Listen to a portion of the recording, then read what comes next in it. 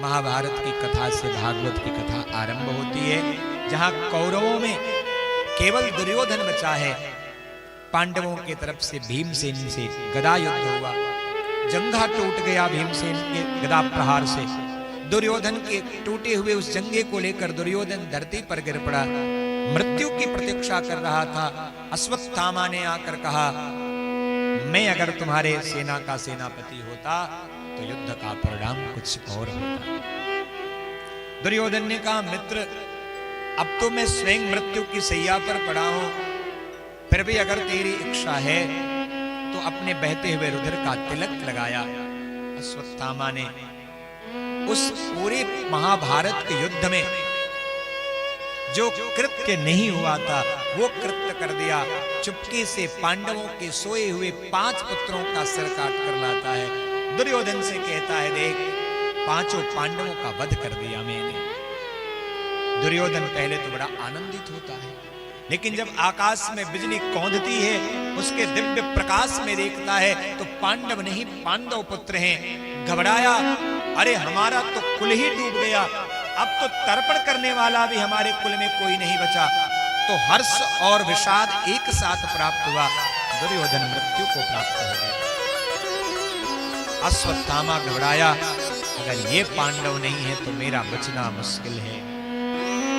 भगवान श्री कृष्ण की आज्ञा हुई, अर्जुन रथ पर बैठे, अश्वत्थामा को बंदी बनाया, रथ में लाकर पटक दिया।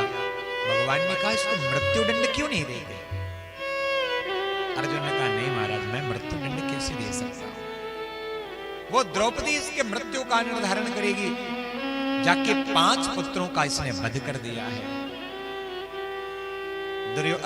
भगवान श्री कृष्ण चाहते थे अश्वत्थामा का वध हो जाए, तथापि अर्जुन ने वध नहीं किया, बांध कर लाए।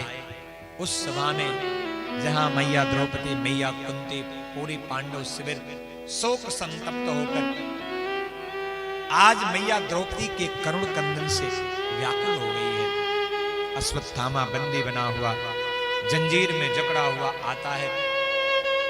अश्वत्थामा के स्वरूप को देखकर मैया द्रौपदी अपने दुख को भूल जाती है। जिसके 5 पुत्रों का वध हुआ हो, हत्यारा सम्मुख खड़ा हो, और फिर भी उस हत्यारे पर भी जो ममता का भाव प्रदर्शित करे, वही भारतीय नारी है महाराज, वही द्रौपदी मैया है। पुत्रों का हत्यारा सम्मुख खड़ा है तो मैया कहती है, मुच्यताम मुच्यताम ईश ब्राह्मणो नितराम गुरु सरहस्यो धनुर्वेद सविसर्गोपसंयमः। मुच्यता, मुक्त कर दो, ये गुरुपुत्र है और गुरुपुत्र का वध नहीं किया जाता, गुरुपुत्र को बंधन देना। अर्जुन कहते हैं, द्रौपदी एक बार आंख खोल के देख, ये गुरुपुत्र नहीं आया है, ये तुम्हारे पुत्रों का हत्यारा आया है। ये आतताई है, दुराचारी है, और दुराचारी आतताई पर दया नहीं करनी चाहिए। मैया द्रौपदी कहती है, जानती हूं, मैं ये भी जानती हूं इसने छल से मेरे पुत्रों का वध किया है, तो फिर दया क्यों कर रही हो? मैया कह रही है, एक मां ही अपने पुत्र के दुख को समझ सकती है। थोड़ी देर पहले मेरे पुत्रों का वध हुआ है और मैं उस दुख को झेल चुकी हूं, इसलिए जान रही हूं कि मेरे जीवन में दुखों का कितना बड़ा पहाड़ आया है। मैं तो रो रही हूं, लेकिन क्या मैं ये चाहूंगी कि मेरे वजह से एक और मैया की आंचल सुनी हो जाए, एक और मैया रोए? नहीं नहीं, ऐसा नहीं हो सकता। मैया कह रही है, मारो दिदस्य जननी गौतमी पति देवता यथा हम मृतवत्सारता रोदिम्य श्रुमुखे मुहो। समारोदीरस्य जननी, नाना मैं ऐसा नहीं कर सकती।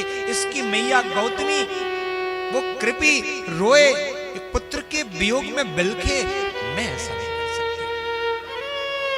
हे धनुर्धारी अर्जुन, हे गदाधारी भीमसेन, अरे मैंने पुत्रों का दुख भोग लिया है। यथाहम मृत्युवत्सारता, एक पुत्र के मृत्यु का दुख मैंने जान लिया है, इसलिए अब इसकी मैया को वो दुख मत दो, कम से कम इसकी मैया पर कृपा तो करो।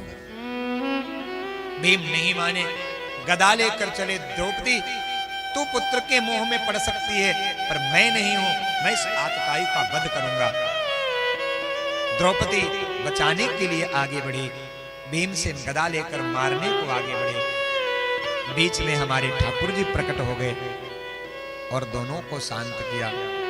युधिष्ठिर जी ने हाथ जोड़कर कहा, मुझे क्या करना चाहिए द्वारिकेश, आप कृपा करके बताओ।